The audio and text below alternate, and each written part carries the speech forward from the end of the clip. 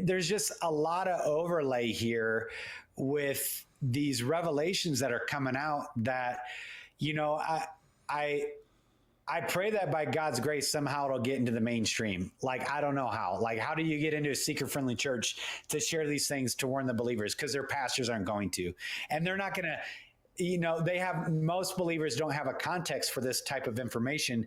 So they're not even going to search for it anyways. And usually they're so fearful of looking like a kook because of the neuro-linguistic predictive programming of conspiracy theorists that they won't dig into it on their own anyways.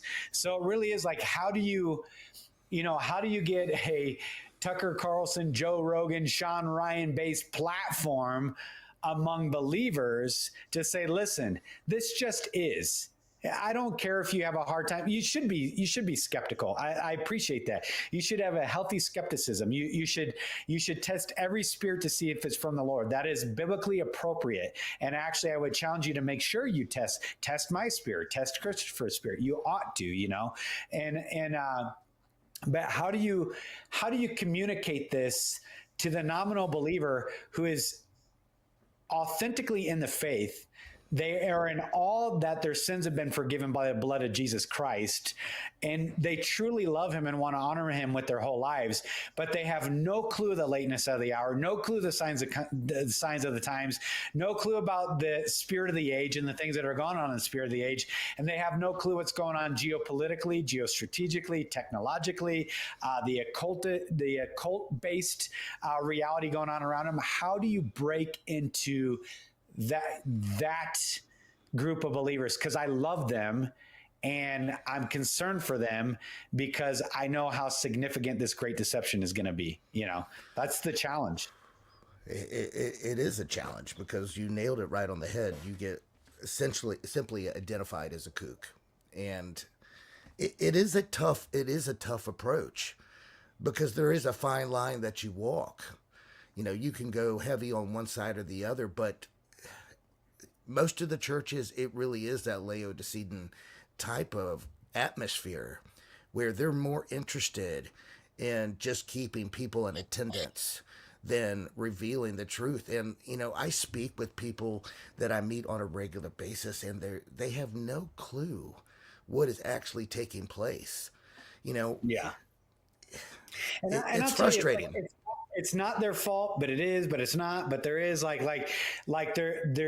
there's going to be a culpability or an accountability to it. Cause like we all have the word, you know, we all have the word, period. And we have the spirit, but there is special attention given to the shepherds. You know, I was just talking to my son last night about Jeremiah 22 and 23 and elsewhere, how often the Lord speaks to woe to the shepherds.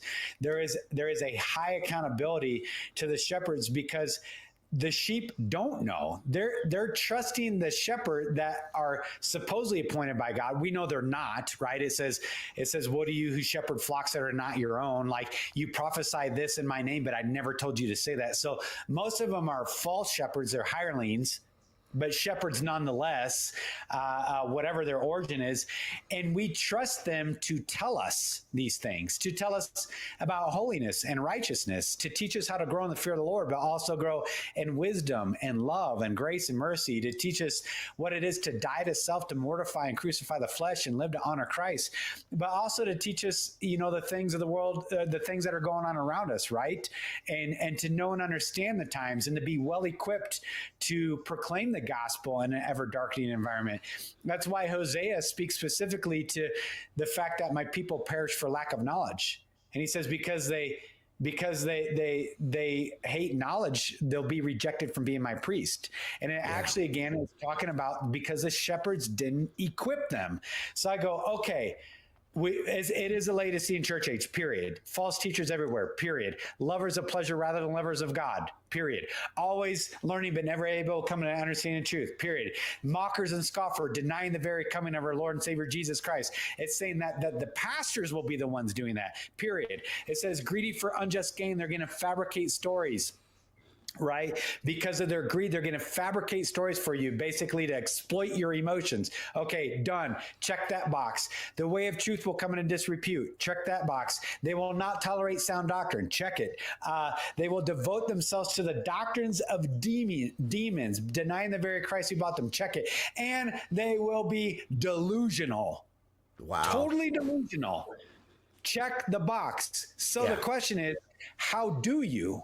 How do do I just straight go dynamic entry on these mega churches and like I'm here to tell you about UAPs and aliens and the AI agenda and it's coming for you. You may have to. And just like be like, dude, your pastor is lying to you. Actually, God says they say peace, peace, when I never declared peace. I didn't send them. It says the people say prophesy illusions, tell us pleasant things, get off the way. Just do not confront me with the Holy One of Israel. The Lord says in Jeremiah 6, to whom can I speak and go and give warning? Their ears are closed so they do not hear. They hate my word. They hate it. No, so you're right.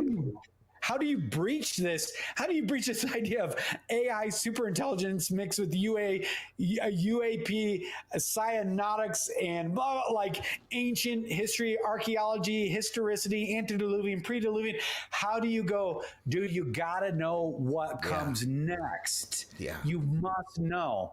And when Trump uses this language, it's very particular. So do not be under a curse, a self-induced curse, by having your confidence and your hope being a man. Jeremiah 17, you're under a curse. Deal with it honestly, eyes wide open. And by the way, the whole thing with the genetic stuff, 23andMe, genealogy.com, the PCR test, is because our deep state, I don't know what else to use. I hate using that word because it's been used. Yeah. Is in competition with China for this genetic amalgamation rewriting through AI. That's why the border, what's going on the border, has nothing to do with Latinos. Everybody understand that. Listen, my wife's Mexican. Everybody understand that. As everything at the border has to do with China and the Chinese influence that's coming across the border. It has to do with the Chinese infiltration. They're just not telling you why. It has to do, and the whole thing with the sickness that occurred over the earth a couple of years ago had to do with genetic labs reworking things. What's going on in Ukraine has to do with genetic based labs. The PCR tests that all got sent back to China has to do with genetic based amalgamations. So now when they talk about AI, which by the way, AI has been around since the 70s. Can you imagine where it's actually at now? What they're able to do right now with AI, the scientists are hands off. The geneticists are hands off. Those who are looking for the genotypic and phenotypic expressions of this and how to do, they're hands off now because the AI, which is sentient, by the way, and self-learning, is doing it all for them.